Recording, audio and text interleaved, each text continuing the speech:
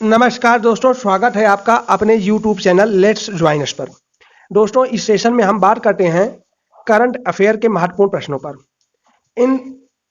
इस महत्वपूर्ण सेशन से जुड़ने के लिए चैनल को लाइक, शेयर, सब्सक्राइब जरूर कर लें।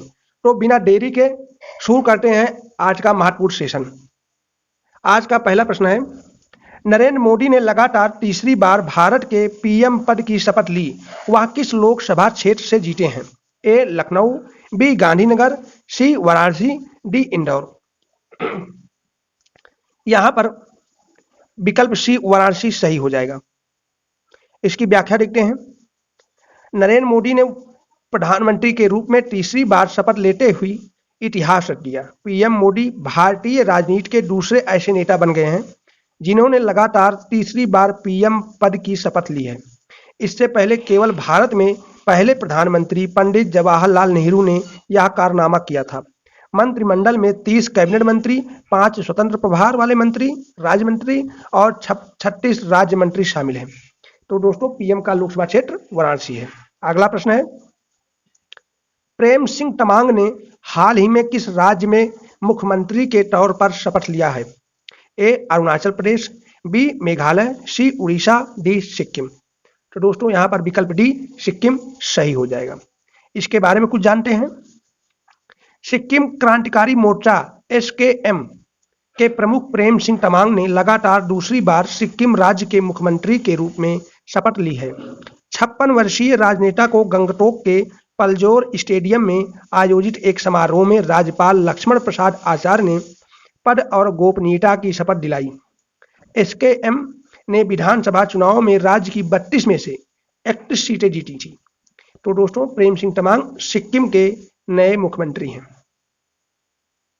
अगला प्रश्न है, फ्रेंच ओपन 2024 का महिला खिताब जीतने वाली ईगा स्वीटेक किस देश की खिलाड़ी हैं? ईगा स्वीटेक किस देश की खिलाड़ी हैं? A France, B USA, C Germany, D Poland. यहां पर विकल्प डी पोलैंड सही हो जाएगा। इनके बारे में कुछ जानते हैं। ईगा स्वीटेक ने जैस्मीन पाउलिनो को हराकर लगातार तीसरी बार फ्रेंच ओपन महिला खिताब जीता। पोलैंड की 23 वर्षीय 2005 से 2007 तक जस्टिन हेनिन के बाद पेरिस में लगातार 3 ट्रॉफियां जीतने वाली पहली महिला खिलाड़ी बनी हैं। ईगा वर्तमान में महिला टेनिस संघ द्वारा महिला एकल में विश्व नंबर 1 खिलाड़ी हैं। अगला प्रश्न है, यूएन ने हाल ही में बच्चों के खिलाफ अपराध करने वाले अपराधियों की वैश्विक सूची में किस देश को जोड़ा है? ए इजरायल, बी पाकिस्तान, सी ईरान, डी मालदीव। तो दोस्तों, यहां पर विकल्प ए इजरायल सही हो जाएगा। इनके बारे में कुछ जानते हैं। हाल ही में संयुक्त राष्ट्र महासचिव एंटोनियो गुटेरस ने बच्चों के खिलाफ अपराध करने वाले अपराधियों की वैश्विक सूची में इजरायल की सेना को शामिल किया है। एक राजनयिक सूत्र के अनुसार इजरायल रक्षा बलों के साथ हमास और फिलिस्तीनी इस्लामिक जिहाद को भी सूची में जोड़ा गया था। बता दें कि हमास इजरायल युद्ध 7 अक्टूबर को इजरायल पर हमास के नेतृत्व वाले हमले से शुरू हुआ था। तो अगला प्रश्न है दोस्तों, मोदी मंत्रिमंडल 2024 में कुल कितनी महिलाओं को शामिल किया गया है? ए 5, बी 6, सी 7, डी 8। तो दोस्तों, यहां पर विकल्प सी 7 सही हो जाएगा। इनके बारे में कुछ जानते हैं। पीएम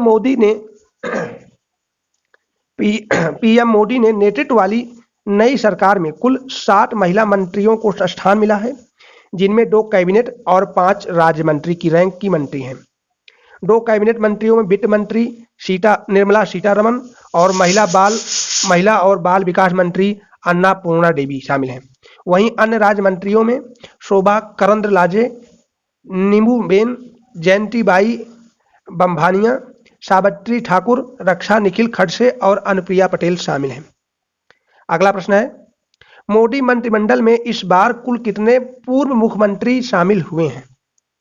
तो दोस्तों, यहां पर विकल्प ए 4, बी 5, सी 6, डी 7। यहां पर विकल्प सी 6 सही हो जाएगा। इनके बारे में कुछ जानते हैं। पीएम मोदी की कैबिनेट में इस बार 6 पूर्व मुख्यमंत्री शामिल हैं। इनमें से 4 पूर्व मुख्यमंत्री भारतीय जनता पार्टी से हैं, जबकि कुमार स्वामी जनता दल सेकुलर और मांझी हिंदुस्तानी आवाम मोर्चा का प्रतिनिधित्व करते हैं। बीजेपी की ओर से शिवराज सिंह चौहान एमपी, राजनाथ सिंह यूपी, मनोहर लाल खट्टर हरियाणा और सर्बानंद सोनोवाल असम से हैं। इनको शामिल किया गया है कैबिनेट में। अगला प्रश्न है, ग्लोबल जेंडर गैप इंडेक्स 2024 में भारत की रैंक क्या है? ए 120, बी 123, सी 127, डी 129। यहाँ पर विकल्प डी 129 सही हो जाएगा। आओ इसके बारे में कुछ जानते हैं थोड़ा। विश्व आर्थिक मंच ने हाल ही में ग्लोबल जेंडर इंडेक्स 2024 रिपोर्ट पेश की है। पिछले साल की तुलना में भारत इस साल 2 स्थान नीचे खिसक कर 129वें स्थान पर आ गया है। पिछले एक दशक से पहले स्थान पर रहने वाला आइसलैंड ने इस साल भी अपना पहला स्थान बरकरार रखा है। भारत के पड़ोसी देश की बात करें तो भारत से पहले बांग्लादेश 99, नेपाल 111, श्रीलंका 125 और भूटान 124 स्थान पर है। वहीं पाकिस्तान 145वें स्थान पर है। तो भारत की स्थिति अपने पड़ोसी देशों के मुकाबले बहुत अच्छी नहीं है। अगले प्रश्न के बारे में चर्चा करते हैं। पेमा खांडू ने किस राज्य के मुख्यमंत्री के तौर पर शपथ ली है? ए अरुणाचल प्रदेश, बी मेघालय, सी सिक्किम, डी त्रिपुरा। यहाँ पर विकल्प ए सही हो जाएगा, अरुणाचल प्रदेश। आओ इनके बारे में थोड़ा जानते हैं। पेमा खांडू ने लगातार तीसरी बार अरुणाचल प्रदेश के मुख्यमंत्री के रूप में शपथ ली। उन्हें हाल ही में भारतीय जनता पार्टी के विधायक दल का नेता चुना गया। एक समारोह में राज्यपाल लेफ्टिनेंट जनरल केटी पटनायक ने उन्हें शपथ दिलाई। खांडू के साथ 10 अन्य मंत्रियों ने भी शपथ ली। अगला प्रश्न है, अंतरराष्ट्रीय खगोलीय संघ ने मंगल ग्रह पर स्थित एक क्रेटर का नाम किसके नाम पर रखा है?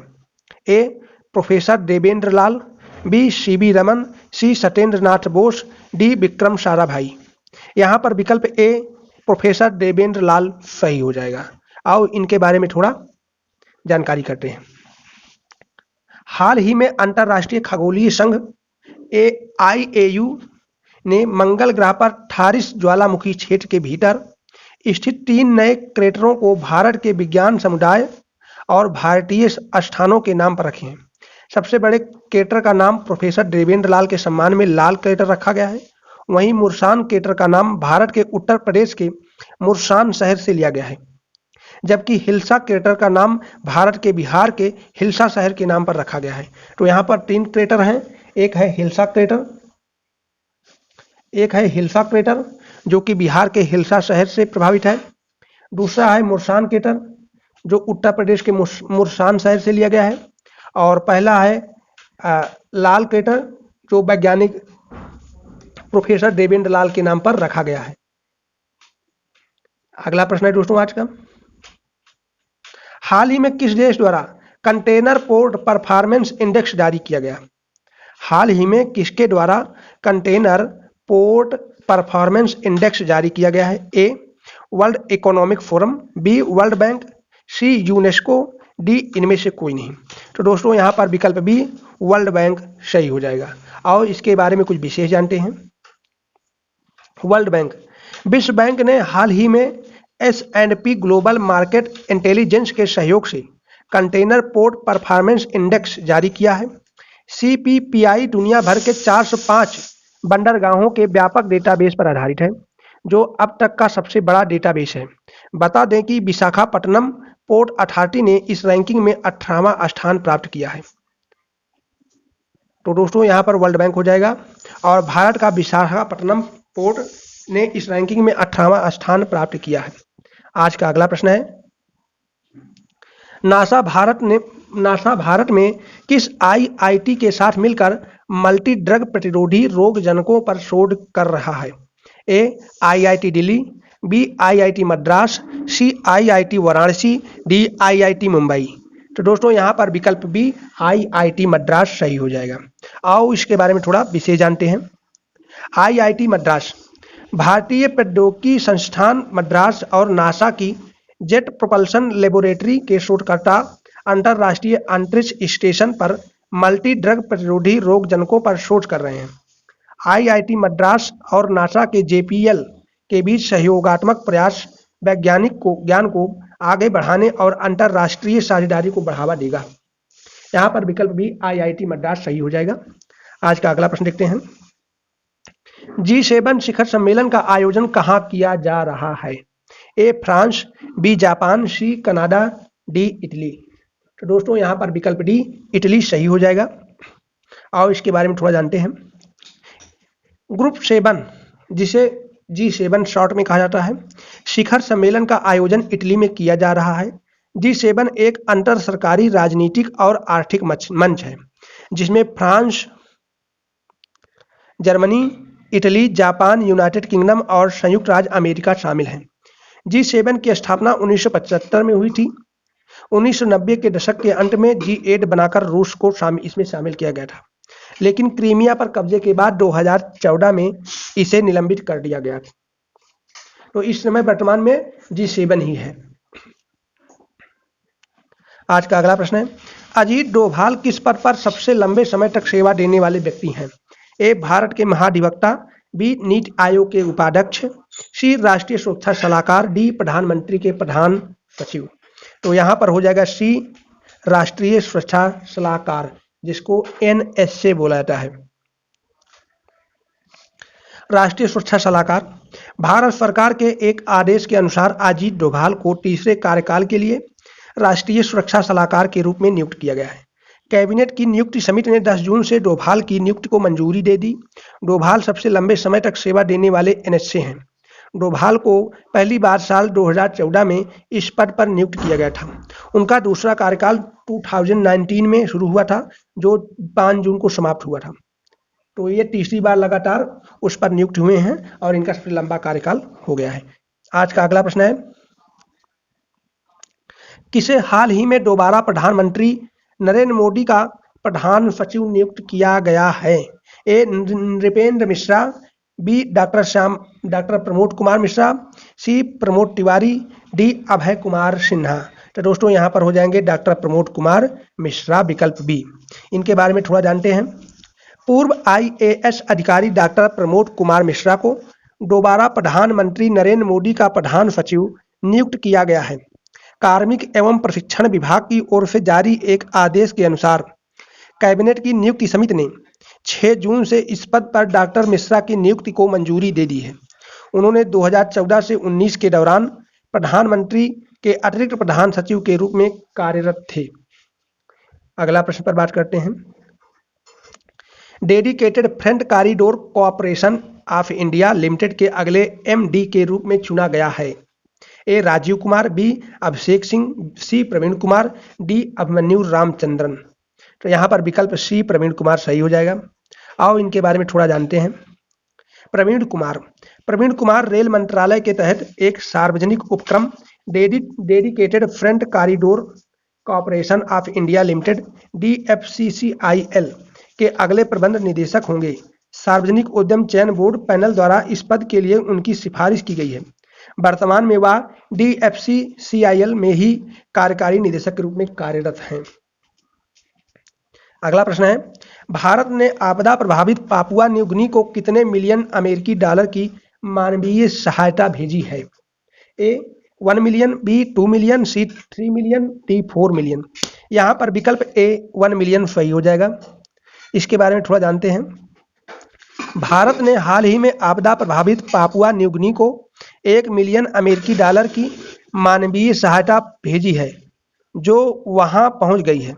मानवीय सहायता प्राप्त करने के लिए पोर्ट मोरेस्बी हवाई अड्डे पर पापुआ न्यू गिनी के विदेश मंत्री जस्टिन टंकाचेको और रक्षा मंत्री बिली जोसेफ मौजूद थे।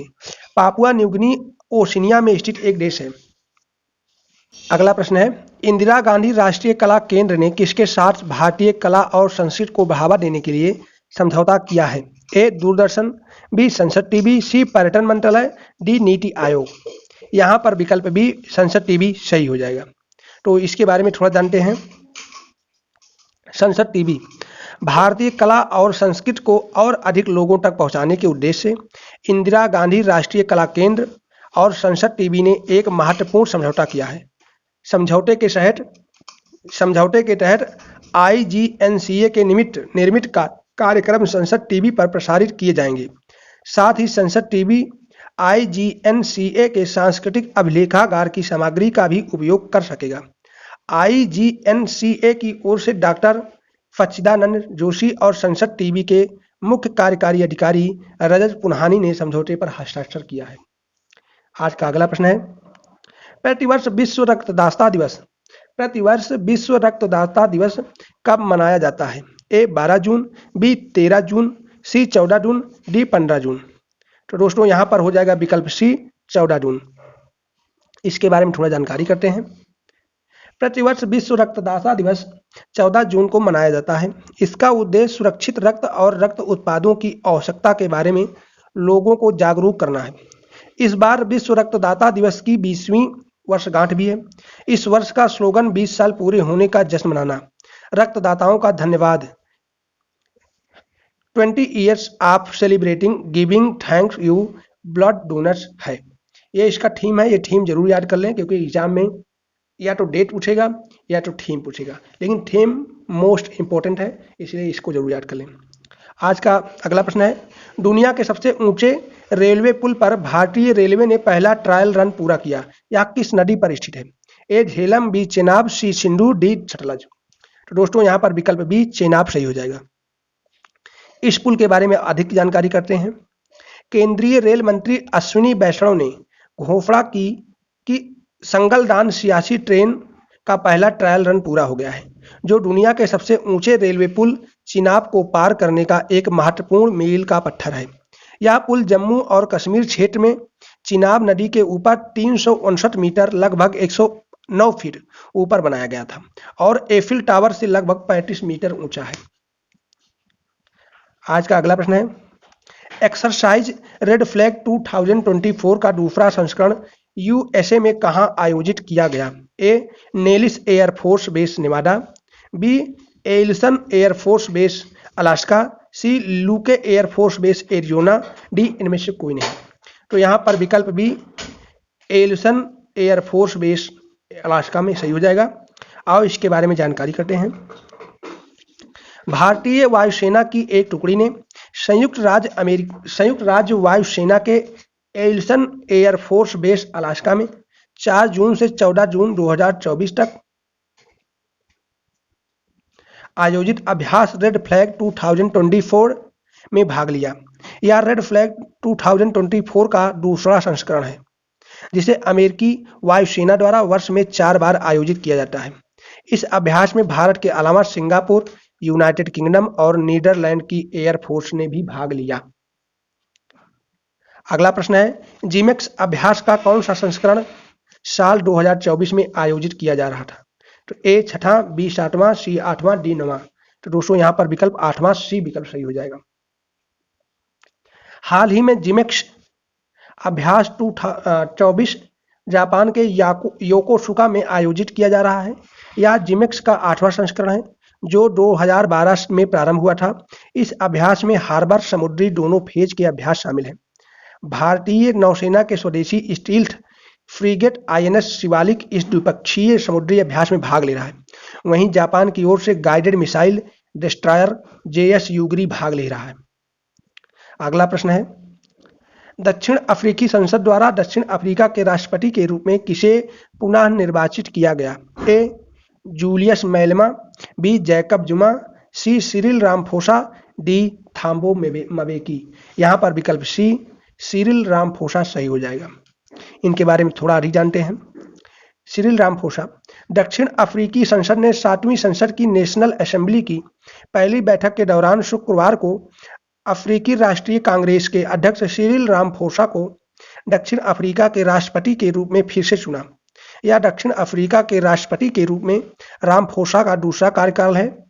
उन्होंने पहली बार 15 फरवरी 2018 को पदभार संभाला और 2019 के चुनावों के बाद 22 मई 2019 को चुने गए थे। हाल ही में मध्य प्रदेश के मुख्यमंत्री डॉक्टर मोहन यादव ने किस सेवा का उद्घाटन किया? A PM श्री पर्यटन हवाई सेवा, B MP एक्सप्रेस ट्रेन सेवा, C PM राज्य बस सेवा, डी एमपी रिवर क्रूज सेवा। तो यहाँ पर विकल्प ए पीएम श्री पर्यटन हवाई सेवा सही हो जाएगा। इसके बारे में थोड़ा अधिक जानकारी करते हैं। पीएम श्री पर्यटन हवाई सेवा मध्य प्रदेश में मुख्यमंत्री डॉक्टर मोहन यादव के नेतृत्व वाली भाजपा सरकार ने अपने कार्यकाल के 180 दिन पूरे कर लिए हैं। इस मौके पर मुख्यमंत्री ने भोपाल से पीएम श्री पर्यटन हवाई सेवा का शुभारंभ किया। मुख्यमंत्री ने नई सेवा के टिकट बुकिंग काउंटर का उद्घाटन किया और यात्रियों को बोर्डिंग पास भी दिए गए। अगला प्रश्न है दोस्तों, गांधी सागर वन्य जीव अभ्यारण्य हाल ही में चर्चा में रहा। यह किस राज्य में स्थित है? ए राजस्थान, बी मध्य प्रदेश, सी पंजाब, डी बिहार। तो दोस्तों यहाँ पर विकल्प बी मध्य प्रदेश सही हो जाएगा। इसके बारे में थोड़ा अधिक जानते हैं। मध्य प्रदेश सरकार ने हाल ही में गांधी सागर वन्यजीव अभयारण्य में चीतों को रखने की तैयारी कर ली है, जो भारत में कूनो राष्ट्रीय उद्यान के बाद चीतों का दूसरा घर होगा। बता दें कि 17 सितंबर 2022 को एमपी के श्योपुर जिले में कूनो नेशनल पार्क में 8 नामीबियाई चीतों को बाड़ों में छोड़ा गया था। बाद में दक्षिण अफ्रीका से 12 और चीतों को लाया गया। गांधी सागर वन्यजीव अभयारण्य को साल 1974 में अधिसूचित किया गया था, जो राजस्थान की सीमा पर स्थित है। दोस्तों ये प्रश्न बहुत ही इंपॉर्टेंट है, क्योंकि यहाँ पर भी जो नामीबियाई चीतों को स्थापित करने की परियोजना पर कार्य किया जा रहा है। अगला प्रश्न है और आज का अंतिम प्रश्न है, बिनसर वन्यजीव अभयारण्य में जंगल की आग को नियंत्रित करने के लिए MI-17 हेलीकॉप्टर किसने तैनात किया? ए NDRF ने, बी भारतीय सेना ने, सी भारतीय नौसेना ने, डी भारतीय वायुसेना ने। यहाँ पर विकल्प डी भारतीय वायुसेना सही हो जाएगा। भारतीय वायुसेना, हाल ही में भारतीय वायुसेना ने उत्तराखंड के अल्मोड़ा में बिनसर वन्य जीव अभयारण्य में बड़े पैमाने पर लगी जंगल की आग को नियंत्रित करने के लिए एक MI-17 हेलीकॉप्टर तैनात किया है। यह भारत के उत्तराखंड राज्य में स्थित एक संरक्षित क्षेत्र है। यह हिमालय के कुमाऊं क्षेत्र में उत्तराखंड के अल्मोड़ा जिले से लगभग 33 किलोमीटर उत्तर में स्थित है। तो दोस्तों ये थे आज के महत्वपूर्ण प्रश्न, जो कि करंट अफेयर के बहुत ही महत्वपूर्ण प्रश्न थे। अगर आप कॉम्पिटिटिव एग्जाम की कोई भी तैयारी कर रहे हैं, चाहे यूपीएससी हो, चाहे यूपीपीएससी हो, चाहे बीपीएससी हो, या कोई एसएससी सीजीएल या कोई वनडे एग्जाम, ये सभी पेपरों में पूछा जाने वाला प्रश्न है। तो आप इसे बिना किसी झिझक के, बिना किसी संदेह के अच्छे से तैयार कर लीजिए, क्योंकि आने वाले एग्जामों में प्रश्न यहीं से बनेगा। तो दोस्तों मिलते हैं आप लोगों से फिर किसी और सेशन में। तब तक के लिए जय हिंद, जय भारत।